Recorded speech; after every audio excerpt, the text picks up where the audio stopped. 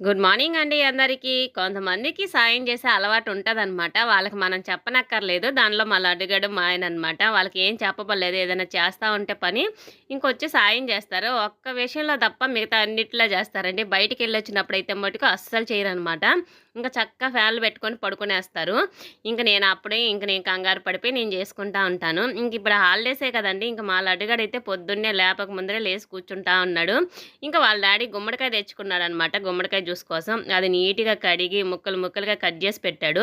సరే మమ్మీ మనం carrot juice యేసుకుందాం అని చెప్పి ఇంకా క్యారెట్స్ అయితే కట్ జేసి, ఇంక ముందు క్యారెట్ జ్యూస్ అయితే వేశాడనమాట. ఈ గుమ్మడికాయ జ్యూస్ వాసనైతే మా లడ్డుగాడికి అస్సలు పడదు. ఇంకా అందుకని చెప్పి ముందు క్యారెట్ యేసేసి, ఇంక నా చేతికిచ్చేసి ఇంక చక్కన యెళ్ళిపోయాడనమాట. అరే తాగుదువు రారా అంటుంటే అక్కడ మొండికేస్తున్నాడు. చేసేదానికేం పని బానే జేస్తాడు. తినడం, తాగడం ఇలాంటివైతే మటుకు మొండికేస్తా ఉంటాడు. కాసేపు బ్రతిమలాడించుకుంటాడనమాట. తర్వాత చిన్నగా ఎలాగోలాగా తాగేస్తాడనమాట.